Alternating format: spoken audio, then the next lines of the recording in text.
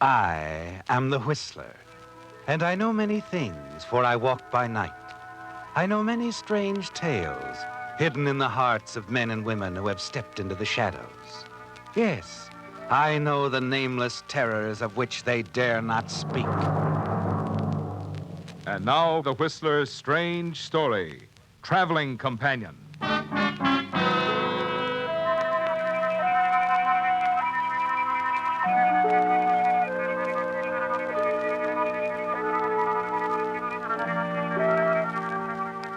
Standing in the lobby of the Hotel Continental in Pisa, Italy, with a group of some 20 other tourists, Clara Marshall, age 25, and attractive enough to draw attention anywhere, was smiling quietly to herself, and with good reason.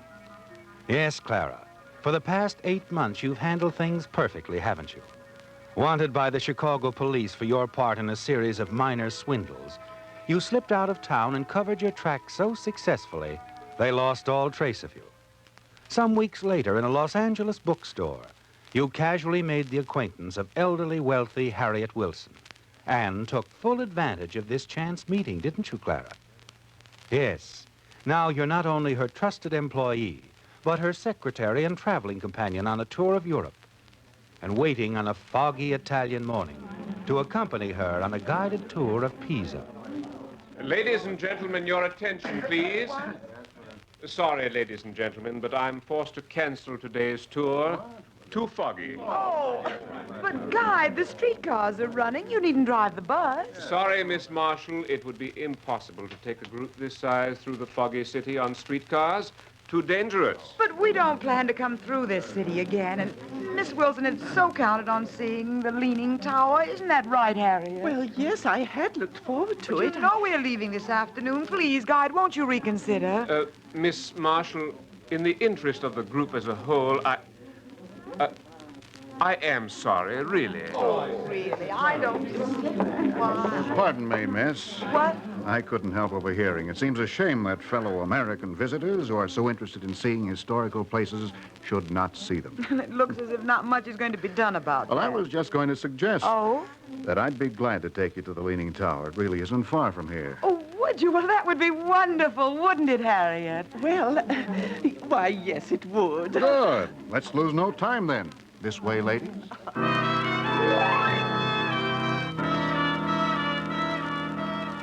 You smile, don't you, Clara? Leaving the hotel and boarding the crowded streetcar.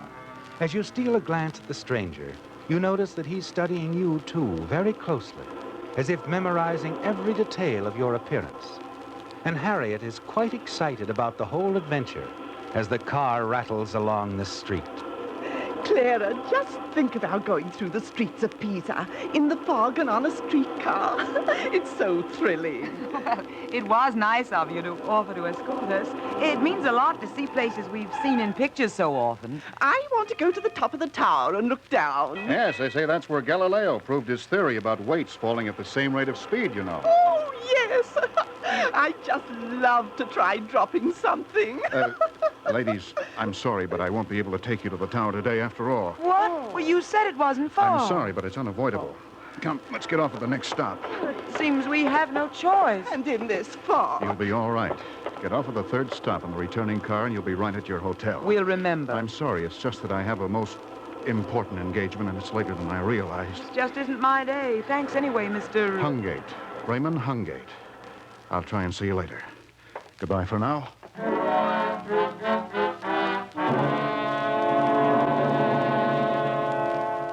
As the three of you step from the streetcar, Raymond slips something into your pocket and quickly puts his fingers to his lips to silence you, and suddenly he's gone into the fog. As you look around, you notice two men who left the streetcar just before it pulled away hurry off in the same direction Raymond took. You feel sure they're following him, don't you, Clara? Harriet seems concerned only with watching for a returning car and is relieved as it appears, and you're soon back at your hotel. Oh, at last. Oh, this hotel room looks good to me. My, now, why would he offer to take us to the Leaning Tower and then deliberately leave us stranded in the middle of this strange city in the fog? Well, I believe he meant to take us, but something he couldn't help caused him to leave. Perhaps you're right.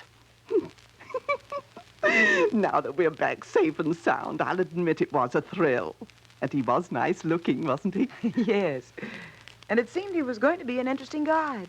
Now, he was an American, but seemed to know his way around here in this foreign land. I wonder if... Harriet, I believe it's best not to discuss this with the others on the tour. Oh? Well, maybe you're right. Well, they'd have the laugh on us if they knew the details. Yes. Let's admit we didn't get to the tower, but forget the rest. You're right, my dear. Well, I wonder what the others are doing now. Oh, probably playing bridge. Why don't you go down and see if they have enough for full tables? I believe I will. Won't you come along? Not right now, but let's keep this our secret. Between you and me, I believe we'll see Mr. Raymond Hungate again. Oh, I do hope so. My, isn't this romantic? Wouldn't it be something if you met your future husband here in Italy on a foggy day? Oh, Harriet, you're going overboard. It's time you joined your friends. All right, but I like the idea anyway. You'll join us soon, dear. In a little while, Harriet, yes.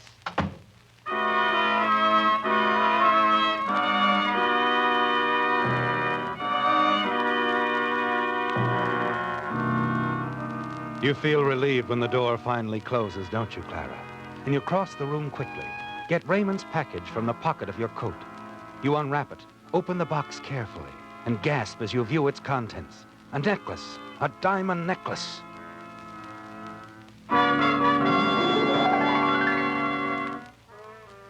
You're startled, aren't you, Clara? And you wonder if the diamonds of the necklace are real. It seems unlikely that a perfect stranger would entrust you with something so valuable. But after the tour moves on to the city of Rome, you manage to leave Harriet for a short time and seek out a reliable-looking jewelry store. I want to see if the clasp on a necklace is all right. I'll be glad to help you, miss. Here it is. Oh, my, how very beautiful. So well designed. Worth many thousands of American dollars, eh? I suppose. Ah, but it is, miss. I know. A very valuable piece. The clasps seem all right? One moment. Yes. Yes, it seems in perfect order. But it is well to be careful. Thank you so much. You see, my aunt wanted to wear it tomorrow evening, but wanted to be sure that it would be safe. I understand. Could I show you anything while you're here? Not now, thank you. But what you tell me about the necklace is most reassuring.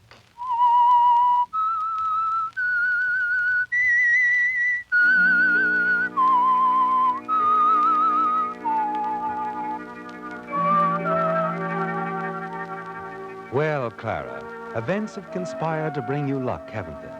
Unexpectedly, a man named Raymond Hungate, escorting you to the Leaning Tower of Pisa, suddenly found a reason to leave you, but left a valuable diamond necklace in your coat pocket. Now in Rome, you find yourself thinking about the two determined-looking men who were following Mr. Hungate. And you realize that if by chance they caught up with him, the necklace will remain yours. But shortly after leaving the jewelry shop, you suddenly become aware of someone walking at your side. You look up quickly and recognize the man you met in Pisa, Raymond Hungate. He speaks low as you near a small basement restaurant. Would you like some refreshments, Miss Marshall? After all, we have something important to discuss. All right. I think this should prove an interesting place. Table for two, please. This way. How about that one back in the corner? Very good, sir. Thank you. For now, we'd just like some coffee. Perhaps something else later on. Very good, sir. Well, have you been enjoying your trip since you were so rudely left in the fog in Pisa? Yes, but no thanks to you. I apologize. It was unforgivable to leave you stranded, but believe me, it was most necessary. So I gathered. Did your two friends that followed you off the streetcar catch up with you? No, thanks to the fog, they didn't. And I want to know, I appreciate your cooperation. Oh, think nothing of it. Your coffee, sir. Thank you. Were you satisfied that the diamonds were real? I noticed you were having the jeweler look the necklace over. Just making sure the clasp was in good condition. You would have felt rather foolish if the clerk had recognized that necklace as a stolen one. Is it? Could be. Or hadn't you guessed? But if you had known, you would, of course, have taken it to the authorities. No. No, I've thought about it, and then I thought about something else. Huh? How would you like a partner? Did you say partner? Yes, don't be so overwhelmed. You already have one, you know. Otherwise, I'd have turned the necklace over to the police. You're right. You see, it could be a convenient setup. If you're interested in stolen or black market jewelry, you'll sooner or later be suspected. Perhaps your room and luggage searched. Eventually, you'll be caught. Yes, that isn't a very pretty picture, is I'm it? serious. If someone were to take the jewels and keep them for you, someone who wouldn't be suspected, someone, say, who's just on a sightseeing tour, wouldn't your work be easier? I'm beginning to see your point. However, what about your traveling companion? She seems quite a chatterbox. Harriet? She'd be an asset. She's already set up a storybook romance for us. I'm sure she'd keep quiet about our seeing one another from time to time. Perhaps given the story that you're on some dangerous secret mission. Ah. Well, the plan might have some advantages. And how do I know I can trust two women? Haven't you already found out? For my part, I can use some extra income. I'm getting somewhat fed up playing nursemaid to Harriet Wilson. Well, I'll have to give it some thought. Meanwhile, do you want me to keep the necklace for you? Why, yes. You might as well. Partner. I thought so. And don't worry about Harriet. I'll keep her happy.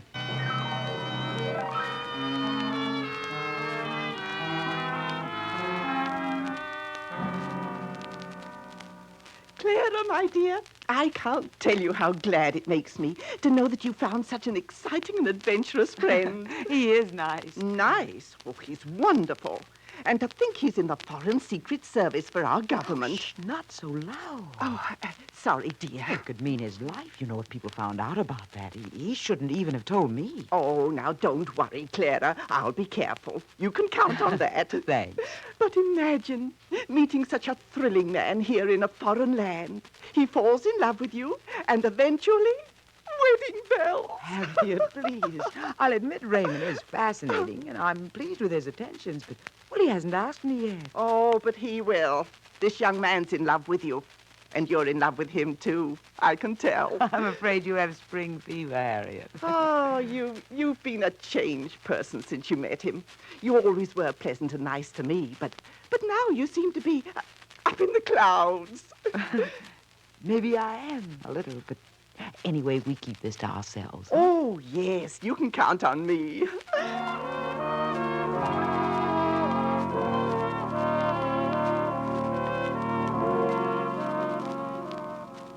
Things are going smoothly, aren't they, Clara? You've made Harriet believe you and Raymond are deeply in love, and you're sure she will never question any of your meetings with him. You and Harriet accompany the others on the various tours of Rome and the nearby country. But you also manage appointments with Raymond frequently. From time to time, he adds other pieces of jewelry to his collection, and he seems pleased with the arrangement that you suggested. Then one day, as your stay in Rome is drawing to a close, you approach the back booth of a little cafe where you've made your last appointment with Raymond before leaving for Naples. Oh, Clara, I didn't see you come in. You're slipping, Raymond. I thought you must always be on guard. I have no worries. Even if accused, I have no loot for anyone to find. Not today.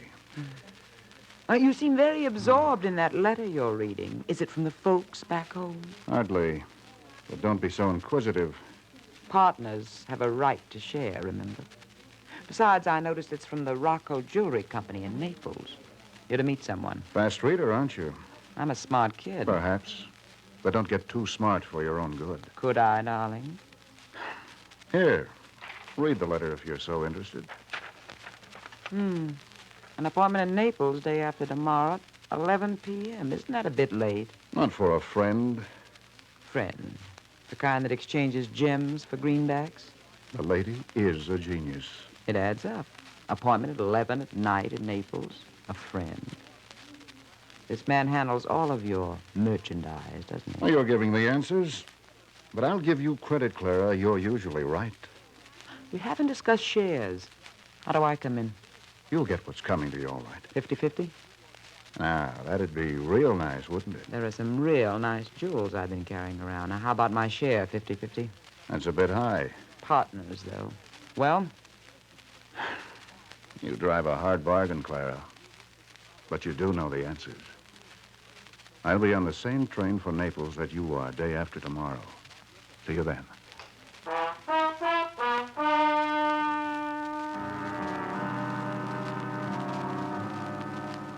Interesting, isn't it, Clara?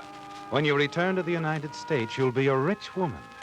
The jewels Raymond has accumulated are worth a small fortune. And it shouldn't be long until you receive your share. Raymond admits he has an appointment with a man named Rocco in Naples to make the exchange. The jewels for a sum of money beyond your dreams. 2 days later, you're on the train en route to Naples. An hour or so before you're due to reach Naples, you knock softly on the door of Raymond Hungate's compartment. Oh, Clara, come in. Anyone see you? Of course not. Bring the stuff in your purse? Yes. They laughed when I bought this purse, said I didn't need any more luggage, but it has come in handy. Look at them sparkle. Yeah, pretty. Beautiful. Just think, how much would you say? $50,000 for little Clara? Well, Rocco will want a commission, but they'll probably bring about $75,000. Not bad for a few weeks' work. Not at all. And even $37,500, slightly more than my usual income. Clara, we might as well understand each other. What? You've had some good ideas, and you've been very helpful. Oh, thank you, darling. You can get in the way, and you take too much for granted. Oh, come now, smile when you say that. Why? Clara, the game is over. I'm about ready to cash in, and I don't need any excess baggage. You're joking. Look, you don't mean to... Can't you figure the picture this time, Clara? We're almost into Naples. Your body can be found by the railroad track. By the time you're identified, I'll be in Naples, have the dough, and be on the boat for the good old USA. Don't be ridiculous. You'd be caught in a minute. What about Harriet? You've taken care of that.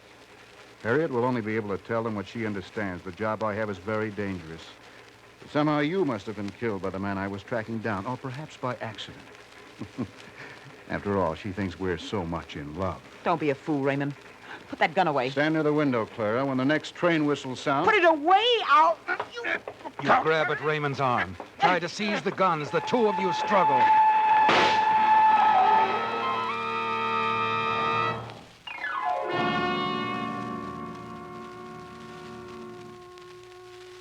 You look at Raymond Hungate, slumped on the seat. Try to realize that you've killed him. You listen, expecting to hear people come clamoring into the compartment, but no one does. You realize that your struggle and the gunshot occurred during the outside noise, and that even as Raymond planned it, no one heard a thing. You look around the compartment, open the window, and toss the gun out. Then you get Raymond's letter into your purse. And of course, most important of all, you take all the gems. And now, certain that there's not a trace to suggest your having been with Raymond, you quickly return to your own compartment. Oh, Clara, back so soon. I was just writing some postcards. Well, that's nice. Well, I'm surprised Mr. Hungate would let you leave so soon. Oh, you seem quiet, dear. Is something wrong? I'd rather not talk about it. Oh, come now. Have you had a quarrel? Please, Harriet, let's not discuss it. But, Clara, I thought he was about to propose. There's not going to be any wedding. I can assure you I never want to see Raymond Hungate again. Oh, dear. Oh, now, you'll feel better tomorrow, Clara. No, I'm through. In fact, Harriet, let's get everything together so that when we get to Naples, we can get off the train right away, take a cab right to the hotel, and not wait for the rest of the tour. But, Clara... No, I mean it, Harriet. Like I said, I'm through with Raymond Hungate forever.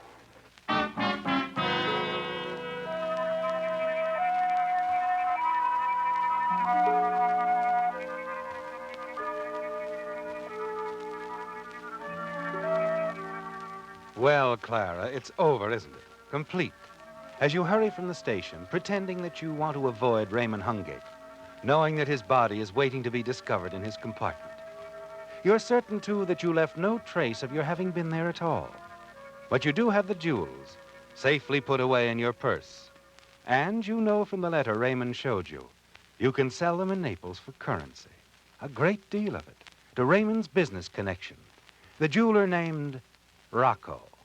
And since you're to sail for the United States soon, your future looks very promising, doesn't it? Then there's a knock at the door of your hotel suite. Yes? Miss Marshall? Clara Marshall? Yes. I represent the American consulate, Miss Marshall. Oh, well, surely our passports are in order. Oh, yes. I'm here on another matter. This is Police Chief Antrini. Police? But why? May we come in? Well, yes, of course, please do. Please, sit down. Who is it, Clara? A gentleman from the consulate and the chief of police, Harriet. This is my employer, Miss Wilson, gentlemen. How do you do, Miss How Marshall? do you do? Well, this visit is really quite flattering. You see, we are planning to leave for the States in a few days. Oh, we've had such a wonderful tour of the continent. Nice of you two gentlemen to drop in this way. I am afraid my business may prevent your departure, Miss Wilson. You see, there has been a murder. A murder? But who? A man named Raymond Hungate. Raymond Hungate. How terrible. Well, surely there's some mistake. The police still have some checking to do, Miss Marshall. But Chief Antrini would like you to come down to his office. Oh, this is hard to believe. It's such a shock. We knew Mr. Hungate's job was with the Secret Service, and it was very dangerous. Harriet, there may be some mistake. Oh, I do hope so. Anyway, I'll go along to identify him if it is Raymond. Oh, Clara, you poor dear child. I'm sure you misunderstand, Miss Wilson. Chief Antrini is arresting Miss Marshall on suspicion of murder. Why, that's preposterous. You've no reason whatsoever to suspect me. I think we have. What? We found Hungate's body in a compartment of a train that had just arrived in Naples. It'd been shot, and the murder weapon is missing, as well as his own identification papers. It's very interesting, Chief Antrini, but I fail to see where it concerns me. Perhaps it doesn't, Miss Marshall. All we are certain of is that Raymond Hungate had an appointment with a man named Rocco this evening to dispose of some stolen jewels. Hungate thought that Rocco was a fence. Actually, Rocco was working with the police. I still don't understand what all this has to do with me. Nothing. Unless you have the jewels. If you do, that is all we need for a conviction. If you do not, I'm sure you will not mind our searching your belongings. Suppose we start with your purse? No, you have no right to search me. Well, I hardly knew this man Hungate. Oh, but you did. You see, we found this card in his compartment. It'd been slipped under the door. Oh, read it, Miss Marshall. Dear Mr. Hungate, I'm sure you and Clara have just had a lover's quarrel and that everything will work out all right. We'll be staying at the Imperial Hotel in Naples, Harriet Wilson. Harriet, why? I couldn't help it, Clara. You were such a romantic couple. I just couldn't let you break up. Now, Miss Marshall, your purse, please.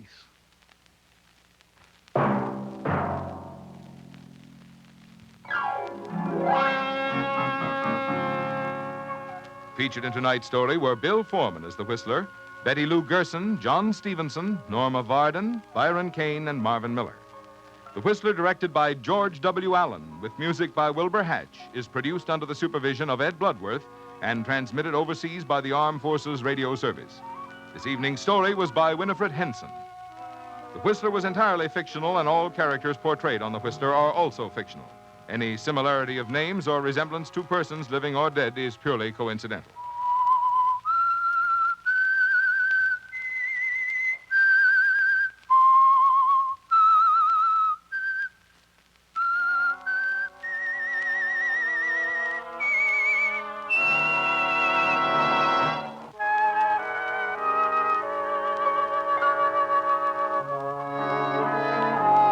The Whistler, whose strange story you have just heard, will be back next week with another tale from his never-ending fire. This is the United States Armed Forces Radio Service.